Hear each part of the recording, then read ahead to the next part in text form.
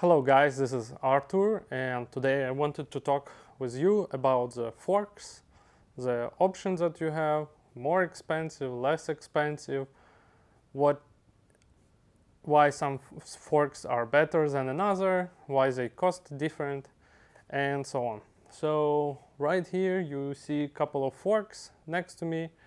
It's a Fox 40 and Manitou Dorado, and on the very right you can see the on a cheaper end the USD 8, but with our upgrade made to it. So I wanted to ask, first of all, I want to recommend you to watch the video from GNBN channel explaining the inverted forks. The link will be under this video. And the first question: are the mountain bike forks wrong way up? So the mountain bike forks, as you know it, they look in most of the cases like this. So you have a slider, so two lower legs, then the brace, the arch, to keep the rigidity and torsional stiffness of the fork. And then you have stanchions that go into the double crown design.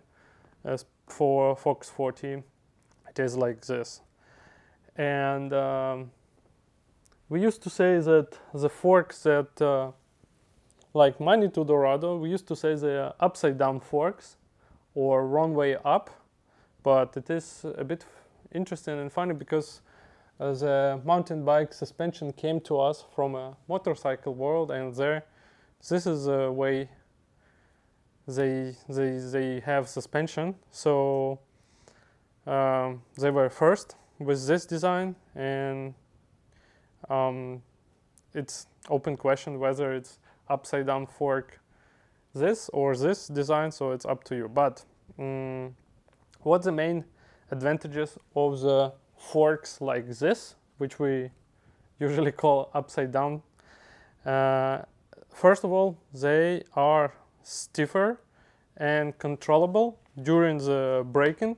I have some points here to not forget, because you have thicker tubes up there where you have the most bending momentum during the braking or heavy impact during landing after jumps or hitting the rock or something.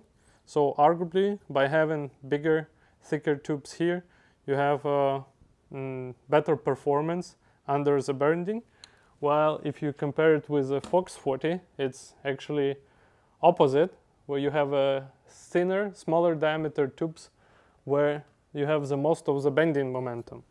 So that's a first point why so-called upside down forks are better designed, specifically for heavy riding, for heavier bikes, for downhill usage. It may not be the case for trail riding or even enduro riding, but if we talk about heavy bikes that can go up to 400 pounds with a rider, then it's definitely something to take into consideration. Also another fact, the unsprung mass, by having a smaller diameter tubes here, and by the way they are 37 millimeters here on Dorado, you have lower unsprung mass on this type of forks compared to the our usual design forks like Fox 40 or RockShox and other forks. And Manitou Dorado is not the only one manufacturer who doing this type of forks. Inten, one of the premium brand, also doing it this way. There is arguably one thing you need to take into consideration when you produce a fork like this, the upside down fork. It is to make them stiff enough in torsional way, because you don't have this bridge obviously here, and you need to go clever with axle system to start with. And of course you may say, well, in the motorcycle world they don't have the bridge and nothing go wrong, but in motorcycle work, those forks weigh 2, 3, 4 times heavier than this premium bike fork. And in a bicycle world, you don't want to have a heavy product because you're pedaling, because in general the extra weight is not something you want to have on the bike. So the Dorado have much smarter system than any other manufacturer here. They have a smart design of the axle that increase the rigidity and stiffness in a torsional way. And comparing to the previous generation model, the Dorado fork has, I guess, they claim 20% more torsional rigidity. And one more reason why most of the fork have design like this is because back in the days, all the brakes were rim brakes. There was no disc brakes, and you could not install the rim brakes on the forks with this design, because on a travel fork the wheel constantly move up and down, and you cannot install the brakes on upper tubes, because then the rim will be out of brake pad reach, right? So that was one of the reasons why the design of the fork started like this, not other way around. And then it was just easier, to develop and continue the design in this style. But again, Manitou is not the only manufacturer who doing the forks, upside down forks. So there are plenty of manufacturers right now who doing this design. And I'd say that, in my opinion, for heavy riding, like downhill riding specifically, or heavy e-bike, this is the way to go, because you have so many benefits. You need to like one more benefit of having upside down fork is that the stanchions are always, the seals of them are always lubricated because of the gravity force. The oil sits right next to the oil rings, and you don't need to worry that the seals will be out of oil. You don't depend on a so-called capillary effect.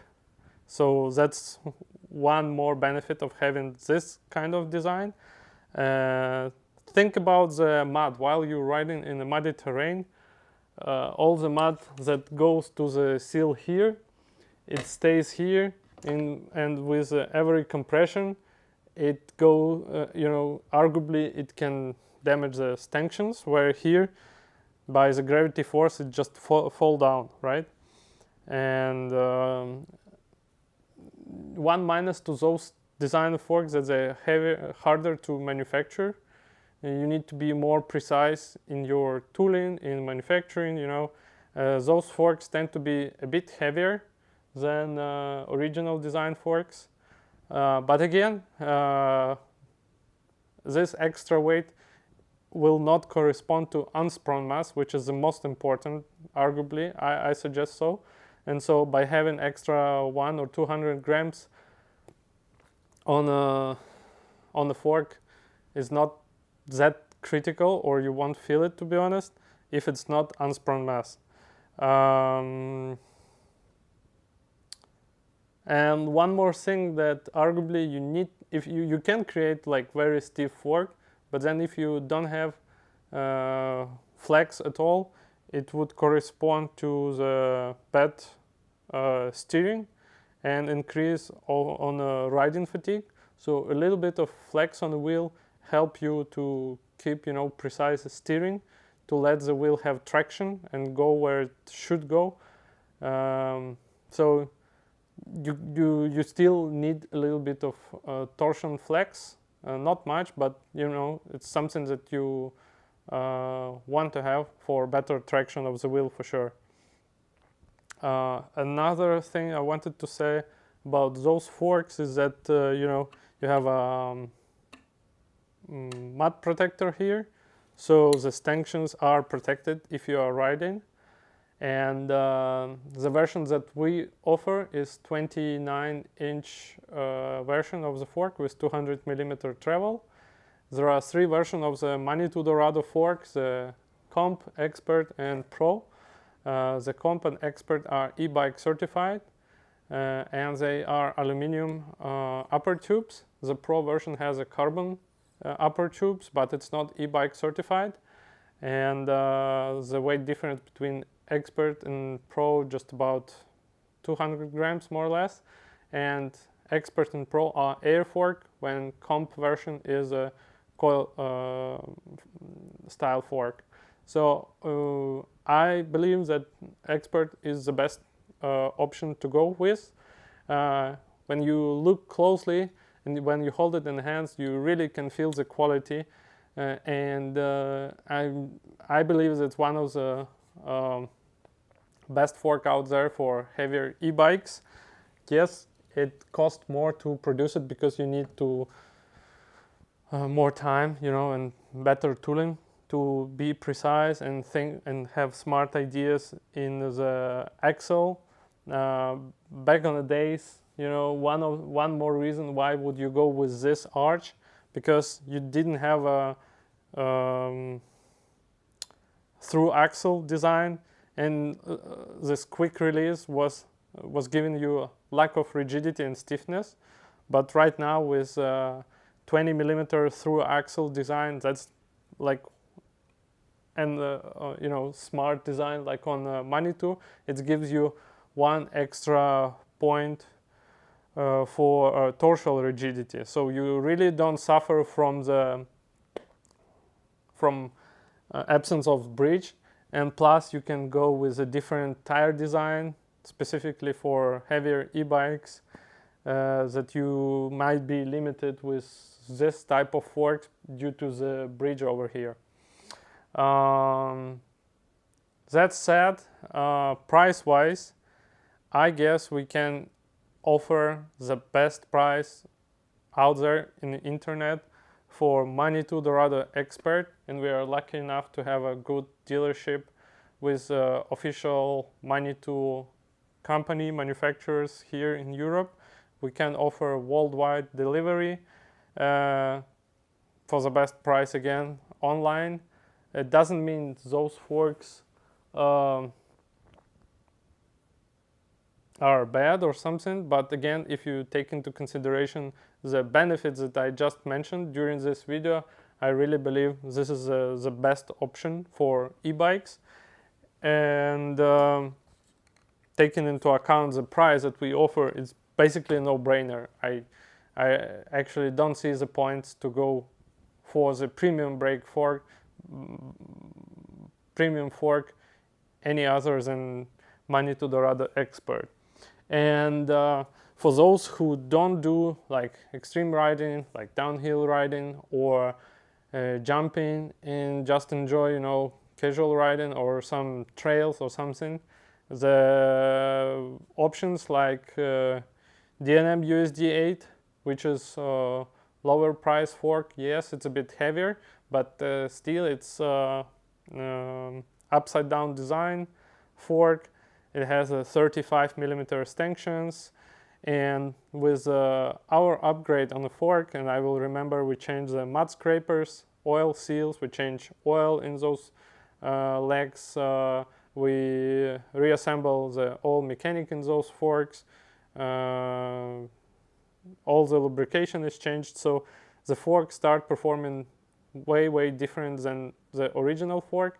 And to be honest, I tested it myself, and I think that with upgrade is totally different fork, and I would recommend to pay extra for the upgrade, and then you have a decent fork for much lower money.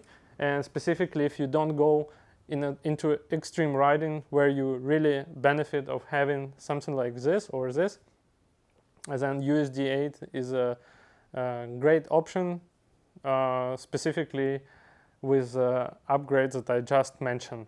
So that's it for now. I again can't stress enough to watch the video in the description. I will post the link under this video. I believe this is a very cool information you can hear, and you know, compare all the pros and cons for those type of forks. But again, make your own research, check online prices. I'm sure you won't find a better offer than we have for those babies. And for my opinion, that's like the best out there that available right now for this amount of money. And anything even more expensive will not perform as good as this fork. So that's it for now. Thank you for watching. If you have any question about the forks, the prices, the shipping and so on, you can leave them here in the comment section or text us directly. I don't mention the prices in the video because they may change over time, but you know, this information that I just said will be relevant longer.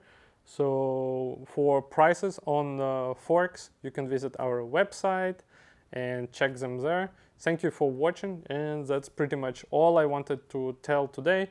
I hope you find this information useful and it will help you to make a right decision for your e-bike fork upgrade. Bye.